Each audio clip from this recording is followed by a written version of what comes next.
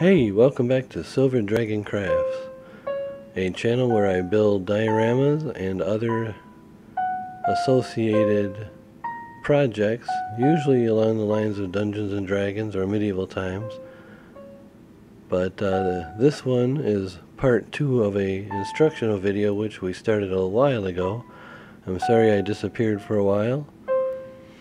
I'm home now. I have COVID-19, so I have some extra time, so I'm going to try and knock out part 2, 3, and maybe 4 here in the next week before I got to go back to work. But this is part 2 of how to build 48 or more houses. So let's get into it and see if we can't try and finish this series up, and then we can get on to other projects that I've completed. Here is the start of what is an absurdly long amount of measuring the walls and the roofs and the second floors of the 3 houses that we're going to build. We got to 48 by using 4 different foundations, a couple different second floors, and a couple different roofs. And at the time our math was right, but I think it changed a little bit. But we'll see when we get closer to the end.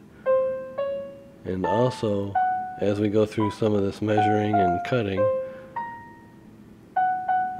you'll notice that the music has changed. I received some comments about, and I noticed myself too, so I received those comments about the music being too loud and not being able to hear me, and I didn't like it either. So what I did is I used the 12 keys are repeated 7 times on an 88 key keyboard for a piano. So I used a 12-sided die, rolled that 12 times, I think, and came up with a pattern, and that's the music you're listening to. So I'll do that each time I make a new video, so the music will be different, but it'll still be audible, so that you're not listening to dead air, which some people might think is a little bit better than listening to my voice. But it'll keep you on your toes.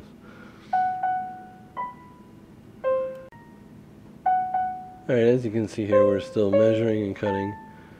This is one of the walls that has the roof line attached to it, and then there's another one later that I glue the roof line to the front and back, and then attach the roof on its own. But like I said, there's a lot of measuring and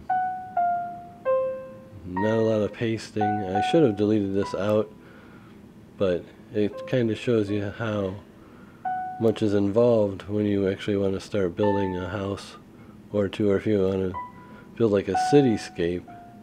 You've got to be very patient, you've got to have a lot of foam core, and you've got to have very sharp blades in your X-Acto and in your utility knife. I use a square often because sometimes, even when you get foam core from the store, it's not 90 or the angles are not exactly 90 degrees. So using a square helps keep it as close to 90 as you can get it, even if their factory measurements are off.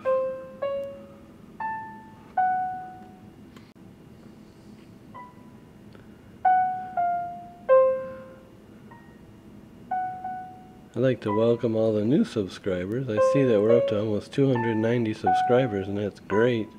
Thank you for subscribing and taking the time to watch the videos. It really helps a lot when you subscribe and share and like the videos. I appreciate that. Welcome to the new people, and once again, thank you to the people that have been here for a while, since the beginning. It's a testament to your intestinal fortitude that you've hung with us this long.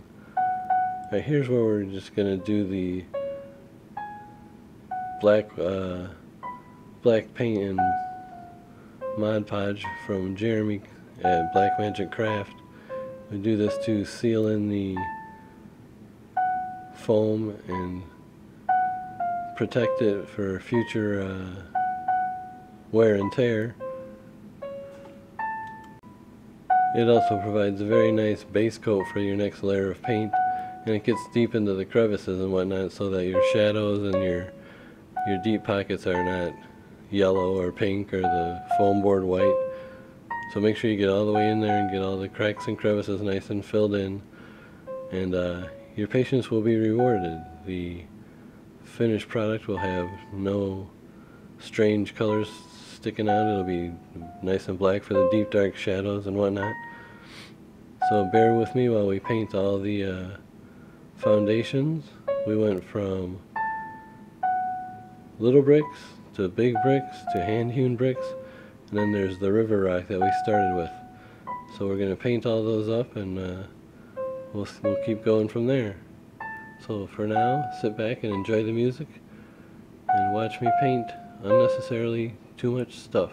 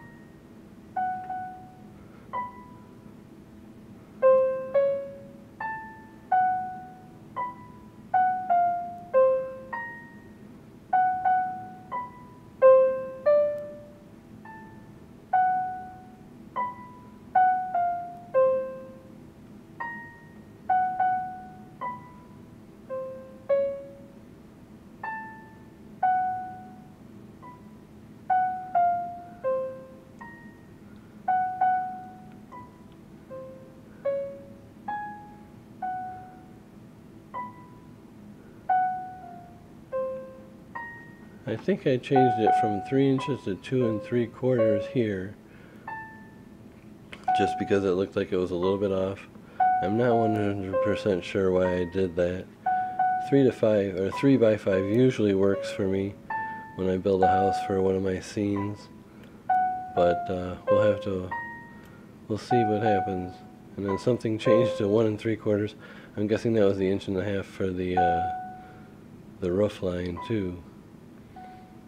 But that's what happens when you disappear for a while. You kind of forget what you did. Hopefully that doesn't happen in the future. All my business has been taken care of, and I'm back in the country and safe from external forces. And hopefully we get to gluing here pretty soon, because I'm kind of tired of watching this cutting and measuring. I know you are. But first we got to make sure that we get the roofs lined up and the roof line completed. Obviously that doesn't help when everything falls apart like that, but we're going to do that for 3 of them. Here it looks like all the stuff that we painted with the black paint and the Mod Podge mixture is either drying or is already dry. We got the 3 houses all set up and with the walls and the roof lines and the roof, and I should be ready to start gluing it. And then once the glue dries, we should be able to start quote-unquote decorating it. Oh Lord, another question mark. I don't know what that means. For the big house, the long walls go inside, so the roof... Well... So the roof has at least a little bit of overhang. So when you glue it, the long walls go on the inside of the short walls, like that. That way the roof can actually hang down to the side and there's not a big gap. You don't want birds to get into your miniature houses, because once birds get in there, it screws everything up. Trust me, I've had it happen before.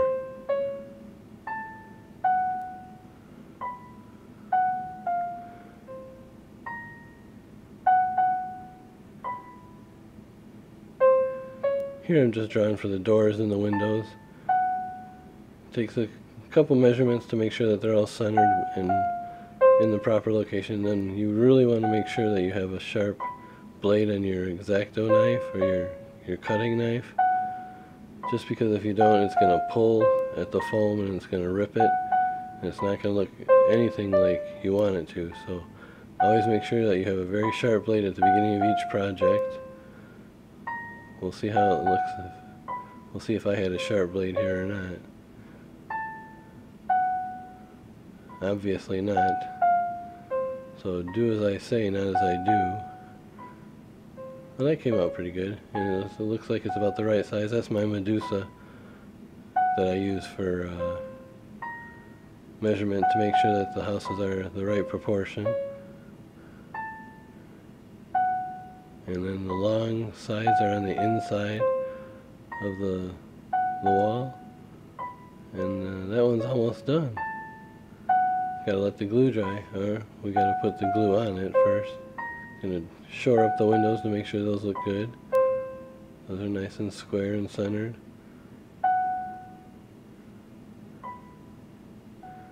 Put a little glue on there to make sure we get it to stick. And sometimes when your things don't want to stick, it's a good idea to use a little reinforcement. So I'm going to grab some pins here. See how it's not sticking? Even though it's the fast tacky glue of Aleene's, it's not sticking as quickly as I need it to. So I say, hold on, I'm going to get some pins.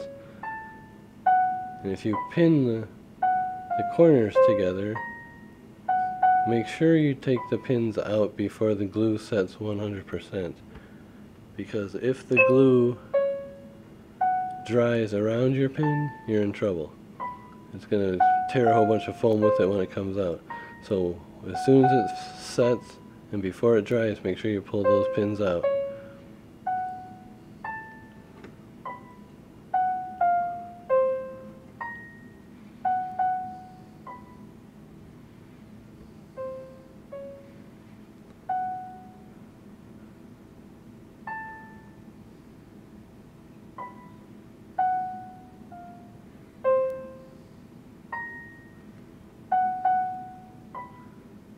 Here we're going to do the next house. Make sure the roof is going to fit. Looks like it will. Got the walls on this side. This house has windows and a door. In 1 minute we're going to have windows and a door. The magic of filmmaking.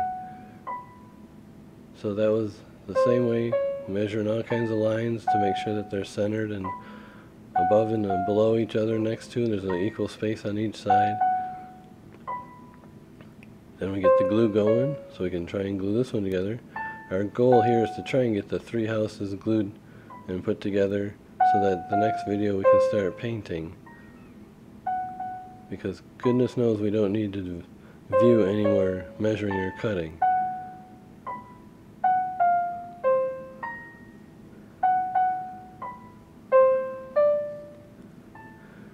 And you can see in the 2 houses in the back, the little triangle for the roof is already attached. I cut it out when I did the initial forms, but this one for some reason I didn't, so we had to glue those on the top.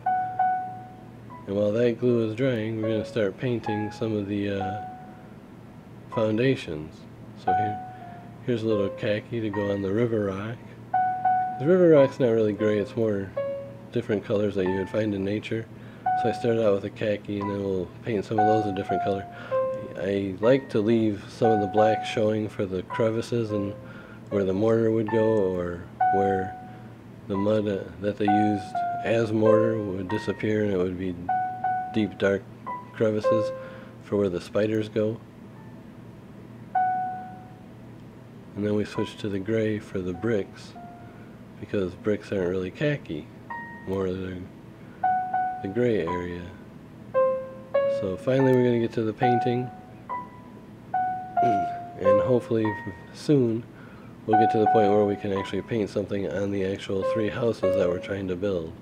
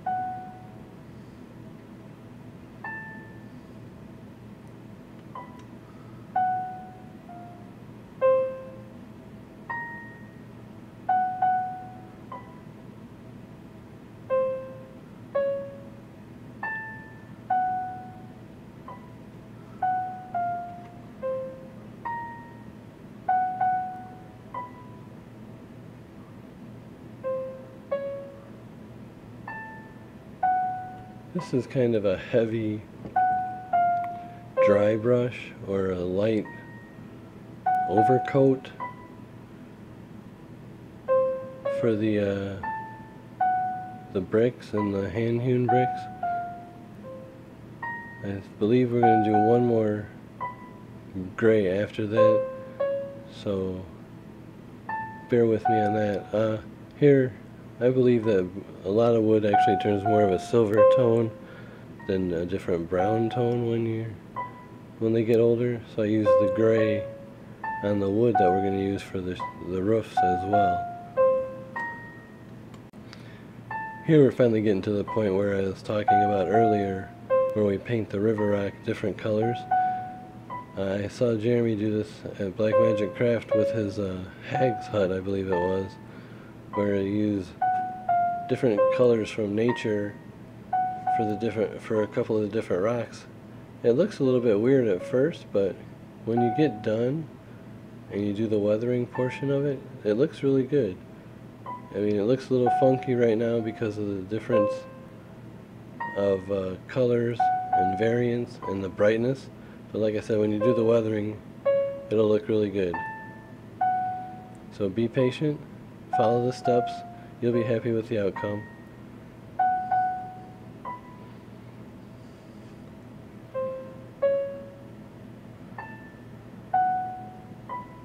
Now we're going to glue the roof line on the third house. I thought we already did that, but better late than never. So take a little glue, put it on the top of the house, put a little glue on the bottom of the roof line, wipe off the excess,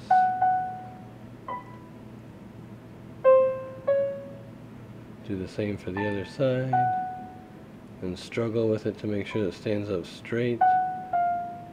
Use a couple different items to make sure it stands up straight. That one's okay. Good, good, good. We'll move it. This one's okay. No, let's move it here.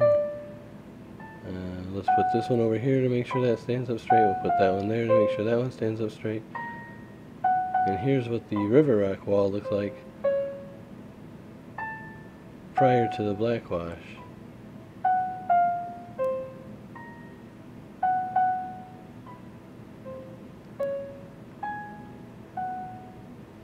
Now the final dry brush on the rock portion, not the river rock, but the milled and mined bricks and hand-hewn bricks. Use the final dry brush to pull out the details on the top parts that are showing, and don't get in there too deep because you don't want to cover up all the other colors underneath. Just want to hit the highlights. We'll do the same with the wood too.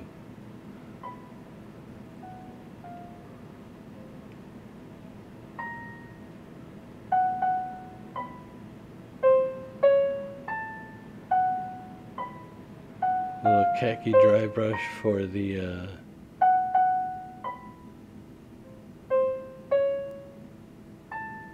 river rock to make that look good. It's looking better. Like I said, it looks better as you keep going. It doesn't look as brightly colored now.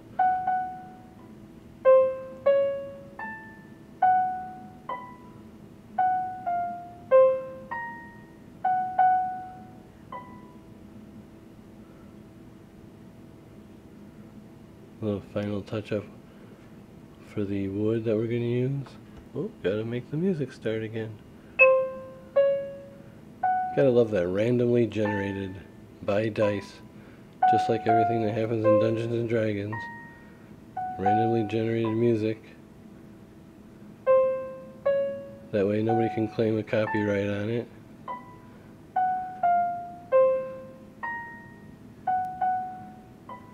And here's the final dry brush on the wood to make that look weathered and such. You can see the difference there, what it looks like.